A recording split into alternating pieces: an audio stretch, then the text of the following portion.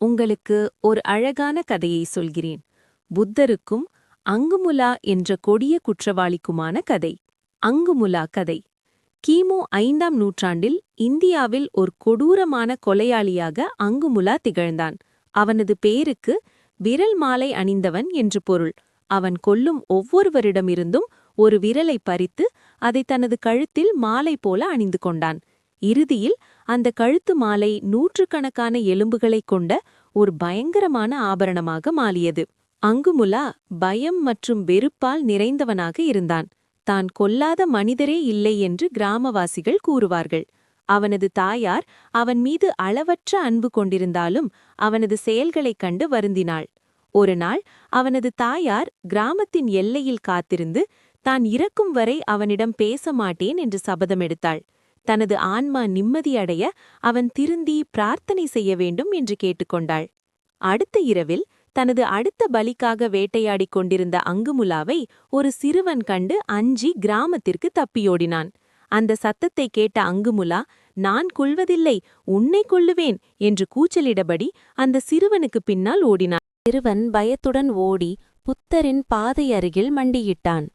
புத்தர் அந்த அச்சமடைந்த சிறுவனை அமைதியாக இருக்கச் செய்தார். அப்போதுதான் அங்குமுலா வந்தான். அவனது கோபமான முகத்தையும் கையிலிருந்த கத்தியையும் கழுத்திலிருந்த பயமுறுத்தும் எலும்பு மாலையையும் புத்தர் கண்டார். புத்தர் அமைதியாக பேசினார். மன்னரே, ஏன் நீங்கள் அவசரப்படுகிறீர்கள்? நீங்கள் இப்போதுதான் ஒரு மனிதனை கொன்றீர்கள். நீங்களும் ஒரு மனிதர்தான். ஆனால் இப்போது நீங்கள் இன்னும் ஒரு மனிதரை கொல்லப் போகிறீர்கள். உங்கள் செயல்களின் விளைவுகள் என்னவாகும்? அங்குமுலா திகைத்துப் போனான். இந்த அமைதியான துறவியின் முன் நிற்கிறான், இவரால்தான் இவ்வளவு இக்கட்டான சூழ்நிலை ஏற்படுகிறது என்று அவன் நினைக்கவில்லை. அவன் புத்தரிடம், நீங்கள் யார்? நீங்கள் ஏன் எனக்கு கட்டளையிடுகிறீர்கள் என்று கேட்டான். புத்தர் பதிலளித்தார், நான் மன்னன் அல்ல, ஆனால் நீ என்ன செய்கிறாய் என்று எனக்கு தெரியும். நீ மனிதர்களைக் கொன்று அவர்களின் எலும்புகளை அணிந்து கொண்டிருக்கிறாய்.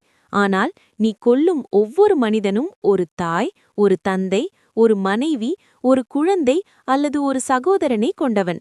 அவர்களின் அன்புக்குரியவர்கள் இன்றும் உனக்காக அழுது கொண்டிருக்கிறார்கள். அப்போதுதான் அங்குமுலா அந்த மாலையை பார்த்தான். அந்த எலும்புகள் ஒவ்வொன்றும் யாரோ ஒருவரின் எஜமானர், யாரோ ஒருவரின் மகன் என்று அவன் உணர்ந்தான். அவனது மனம் பயம் மற்றும் வெறுப்பிலிருந்து குற்ற உணர்ச்சி மற்றும் வருத்தமாக மாறியது. அவன் முட்டி போட்டு அழுதான். புத்தர் அவனிடம், இந்த வெறுப்பு சுழற்சியை உடைக்க முடியும்.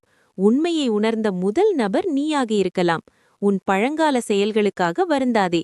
நல்ல செயல்களின் மூலம் உன் எதிர்காலத்தை மாற்று என்றார். அப்போதே அங்குமுலா ஒரு துறவியாக மாற முடிவு செய்தான். அவன் தனது எலும்பு மாலை, கத்தி ஆகியவற்றை துறந்து புத்தரின் பாதங்களை பணிந்து ஞானத்தை பெற செய்தான். ஆயிரக்கணக்கானோர் அங்குமுலாவை தடுக்க முயன்றனர். சிலர் அவன் மீண்டும் கொல்வான் என்று கூறினர். ஆனால் புத்தர் அவனிடம், நீ இனி கொலை செய்ய மாட்டாய் என்றார். அங்குமுலா கிராமங்களை விட்டு விலகி மனம் மாற்றமடைந்த மனிதனாக பயணம் செய்தான். இன்று கோபம் என்று பொருள்படும் அங்குமுலா என்ற பெயர் எவரும் எந்த நிலையில் இருந்தாலும் எவருக்கும் கருணையின் மூலம் திருந்த முடியும் என்பதற்கான அடையாளமாக திகழ்கிறது. இந்த கதை உங்களுக்கு பிடித்திருக்கிறதா?